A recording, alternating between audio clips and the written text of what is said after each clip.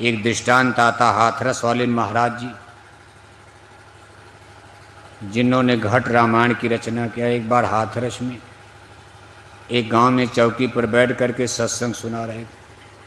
तब loud speaker ऊपर machine का ज़माना नहीं था, ऐसे कुछ लोग बैठे थे। उन्होंने जो पद सुनाया उसको एक्सप्लेन किया, जैसे दोहा चौपाई, फिर उसका अर्थ कि रहूं विदेह देह दर्शाऊं। इसी पर उनका सत्संग हुआ। यानी संत विदेह माने बी माने बिना, देह माने शरीर। कहा संत बिना शरीर के होते हैं, वो हाड़ मांस की शरीर के परे होते हैं, बस हाड़ मांस में केवल परिलक्षित दिखाई देते हैं। वो कहाँ से बोलते हैं, कहाँ से क्या करते, कुछ पता नहीं चलता। सत्संग खत्म हो गया, सब लोग चले गए, प्रसादी बढ़ गई। एक बूढ़ी औरत बेचारी बैठी रह गई। महाराज जी ने कहा भाई तुम भी घर जाओ। कहा महाराज घर तो जाऊंगी, एक प्रश्न खड़ा हो गया। आप कहते हो कि संत विदेह होते, बिना शरीर के होते, और हम देख रहे कि आप तो शरीर में ही हो। आपकी भी शरीर हाड़ मांस की है, आपको रोज नहलाया जाता है, धुलाया जाता है, आपके शरीर की मालिश होती है, आप भी सबकी तरह भोजन करते हो, सब काम, बोलना, बात करना। ये कैसे कि संतों के पास शरीर नहीं है, हाड़ मांस नहीं? तो महाराज जी हंस करके चौकी से खड़े हो गए और बुढ़िया के सामने खड़े होकर, अच्छा हम तुम्हारे सामने खड़े हैं, तुम हमको अपनी बाह में पकड़ो तो। और उस बेचारी ने बाह फड़ा, इधर से हाथ मारा तो हाथ इधर चला गया, इधर से हाथ मारे तो हाथ, जैसे हाथ उसका हवा मुड़ रहा। और महाराज जी सामने खड़े खड़े हंस रहे हैं और उसका हाथ जैसे हवा में उड़ रहा है, ऐसे ऐसे। जब कई मिनट हो गया, बुढ़िया बेचारी थक गई, तब जाकर चरणों में गिर गई। कहा महाराज वास्तव में संतों को पहचानना बहुत कठिन है। महाराज जी ने कहा कि संत तो इस संसार में मेहमान है। जैसे मेहमान आपके घर आया, एक दिन रहेगा, कल यहाँ से निकल जाएगा। मेहमान कभी उसको अपना घर नहीं बताएगा कि हम तो रिश्तेदारी में, चलो। अब हम आप इसको अपना घर मानने लगे, खिड़कियाँ हमारा है, यही अंतर है। संत महात्मा कहते नहीं नहीं भाई मेहमान ही है, 2-4 दिन के लिए हमारा घर तो उनको तो दिखाई दे रहा। सतलोक, वो सतलोक वासी हैं, वहीं से आए हैं, कुछ जीवों के काम करने के लिए, कुछ दिन रहेंगे चले जाएंगे। हम लोग भी वहीं से आए, लेकिन सूरत देश अपना बिशराना, काल देश घर अपना जाना, हमने इसको अपना मान लिया। अंतर यही कि उसको ये मेहमानी मान रहे कि रिश्तेदारी मान रहे, और हम लोग खिड़किया कुशीनगर को अपना मानने लगे। बस अंतर यही है, अपना मान करके हम लोग यहाँ फंस गए। हम आप चिल्लाने लगे कि ये गेहूं का खेत हमारा है, ये गन्ने का खेत हमारा है, चना का खेत हमारा है, मटर का खेत हमारा है, ये ज़मीन जायदाद बगीचा कोठी हवेली हमारी है, जबकि है नहीं अपना। क्योंकि हमारे आपके पहले भी इसी तरह लोग बोलते थे।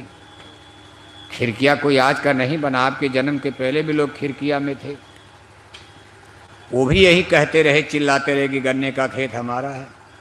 सबको दिखाते ये साहब 50 एकड़ हमारा गन्ना है, ये गेहूं का खेत हमारा है, मटर का खेत हमारा, ये बगीचा हमारा है, कोठी हवेली हमारी है। हमारा हमारा करते करते वो लोग संसार से चले गए। तब आप गए, कहा भाई एक खसरा खतौनी से इनका नाम काट दो, ये तो हमारा हो गया। तेरही वरही मनाने के बाद दादा का नाम कटवा दिया कागज में, तहसील में जाकर। लेखपाल कानून गौ से कहते भाई दादा का नाम हटाओ, हमारा नाम चढ़ा दो, गन्ने का खेत हमारा है, ये जमीन बगीचा हमारा है, कोठी हवेली हमारी है। 10-5 साल में आप भी निपट जाओगे। तब आपके नाती पोता लेखपाल के पास जाएंगे, तहसील में कहेंगे इनका भी नाम काटो, हमारा चढ़ा दो। 100 साल में वो भी निपट जाएंगे, फिर उनके बेटा बेटी कहेंगे हमारा नाम चढ़ा दो। ऐसे हमारा हमारा करते करते मानव जाति की अनगिनत पीढ़ियों ने कुशीनगर खिरकिया में जन्म लिया। सब लोग अलविदा कर गए, मौत को प्राप्त हो गए। जमीन यहीं पड़ी है, गन्ने का ख्यात यहीं पड़ा है, कोठी जमीन यहीं पड़ी, बाग बगीचा सब यहीं पड़ा, ना घर तेरा ना घर मेरा, ये दुनिया रैन बशीरा। संत महापुरुष कहते भाई जैसे हमने इसको रिश्तेदारी नातेदारी समझा, भाई रात भर रहो 2 दिन रहो, ऐसे आप भी इसको धर्मशाला शराय जो भी मान लो, रेंटेड हाउस किराए का मकान मान लो कि भाई किराए के कमरे में हम लोग कुछ दिन रह रहे हैं, खिड़कियाँ हमारा नहीं है, कुशीनगर हमारा नहीं है, ये शरीर हमारा नहीं, ये भी तो छोड़ना है। अगर ये ज्ञान आपको हो जाए तो लोभ में कमी आ जाएगी। केवल इतना ज्ञान अगर आदमी को, तब लालच कम हो जाएगा। और ज्यों ही आपके लालच में कमी आएगी तब आपका ध्यान भजन बनना शुरू हो जाएगा। जहाँ काम तह नाम नहीं, जहाँ नाम नहीं काम, एक म्यान में 2 खड्ग देखा सुना न कान। एक म्यान में केवल एक तलवार रखी जाती। अब जहाँ कामनाएं हैं, जब तक हैं आशाएं मन में, तब तक होता ज्ञान नहीं। जब संसार की इच्छाएं कामनाएं लेकर माला कर रहे हो तो ध्यान भजन सिमरन बनने वाला, आप तो दुनिया मांग रहे हो। तो थोड़ा सा लोभ में कमी करो, मोह में कमी करो, मोह सकल व्याधिन कर मूला। और ये काम अपने बस का भी नहीं। जब तक कोई संतों के सत्संग में नहीं जाओगे तब तक ये मन की काई, मन का विकार धोने वाला संसार में कोई धोबी है ही नहीं। गुरबिन मैलो मन को धोई, इस मन को धोने वाला साबुन इस संसार जगत में केवल सत्पुरुषों के पास, संतों के पास। जैसे शरीर का मैल धोते हो, कपड़े का धोते हो, गुर साबुन सिक्का पड़ा, साबुन सिरजनहार, सूरत शिला पर धोइए निकसे ज्योति अपार। इसीलिए संतों को धोबी भी कहा जाता। तो वे धोबी की तरह से काम करते हैं, मन बुद्धि का धोबी, कपड़ा धोने वाला धोबी ये, और ये हमारे मन को, बुद्धि को, चित्त को, जो जन्म जन्म के पापों की काई, इसको रगड़ रगड़ कर धोते हैं। गुर कुम्हार शिकुंभ है, गड़ी गड़ी काढ़े खोट, अंदर हाथ सहार के बाहर मारे चोट। कहा गुरु कुम्हार की तरह सुंदर से सुंदर घड़े का निर्माण करते, मिट्टी से घड़ा बना देते, महापापी को पावन बना देते हैं साधुजन। जैसे अपनी कारीगरी से कुम्हार एक मिट्टी के ढेले से कितना सुंदर खिलौना, कितना सुंदर बर्तन देखो बनाकर मेला में डेंट पेंट करके बेचता, ऐसे गुरु जो है महापापी को ठोंक बजा करके निर्मल करके पावन यानी पवित्र कर देते।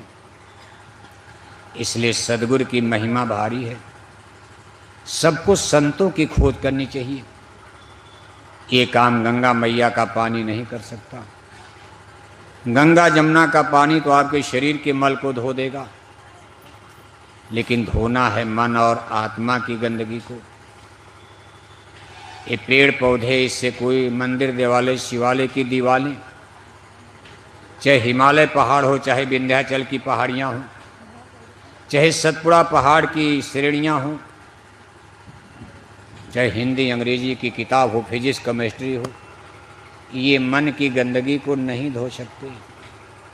ये विद्या ही अलग है, रास्ता ही अलग है। और इसके master, the great master of the spiritualism में इसके भी मास्टर होते हैं। इस ज्ञान विद्या के मास्टर को सद्गुरु संत कहा जाता। सद्गुरु